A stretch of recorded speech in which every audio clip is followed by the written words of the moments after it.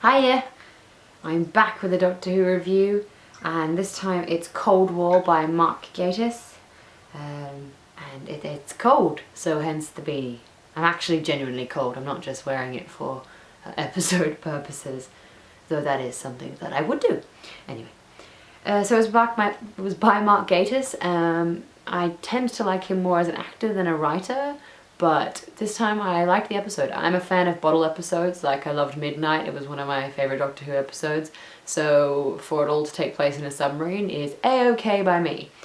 I didn't think it was as engaging as last week's, but it was still interesting. It definitely showed more of the Dark Doctor and kind of followed the cookie cutter patterns of Doctor Who, like there's an alien threat, Doctor negotiates, last minute saving, everyone turns out great.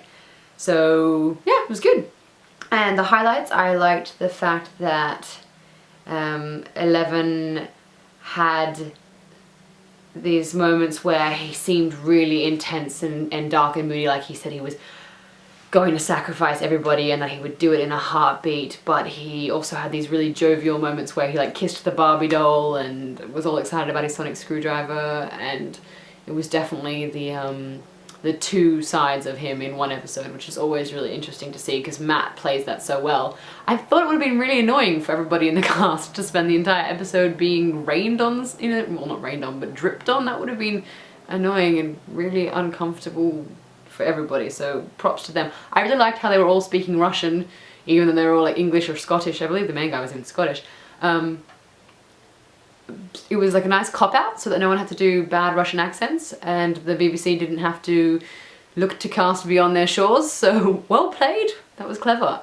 Can the TARDIS translate though when the TARDIS isn't present? Because if the TARDIS had gone to the South Pole and they were still speaking Russian, how does that work? Please answer the questions in the doobly-doob if you know the answer, because I'm not too sure.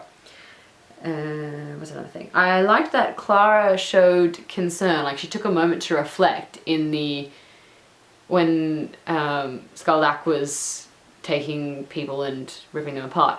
She became quite frightened and she kind of paused, but not frightened as in like cowering and trembling in a corner. She just took a moment to pause and she gave herself credit for what she did, because she did do a good job of negotiating. She did the best degree that she could given the circumstances.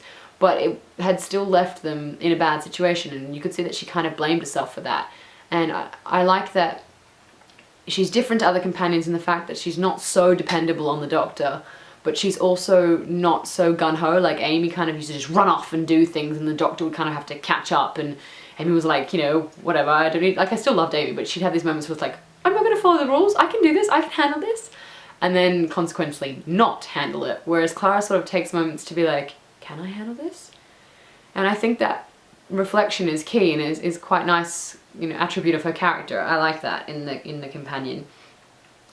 I loved that it had the dramatic cliche 11 moment. He has this tendency, 11, he was being filmed in profile side on and he just turns slowly and he delivers a line, and he does it a lot, and it's like the Batman moment for 11, and he had one of those when he was saying that Skaldak had nothing left to lose, and that was just brilliant because it was kind of funny. I don't really have a lot to say, so this is going to be a short video, probably under 5 minutes, because it was just a good episode and there wasn't too much. I mean, it all happened in a submarine, so not a lot happened. It was just good negotiating skills, and it followed the nice Doctor Who template that you used to see a lot with Russell T Davies, and I kind of like that we had that back, because that's always nice. It's sometimes good to have just one-offs that don't require massive overarching plots. And the acting was strong and the writing was strong, so it keeps it fun and engaging. There was good laughs and good intense, like, oh my gosh, what's gonna happen moments. So there you go, Mark Gatiss. Thanks for writing a great Doctor Who episode, and thank you this season for seeming to be on an incline in quality. I hope that lasts. Toodles!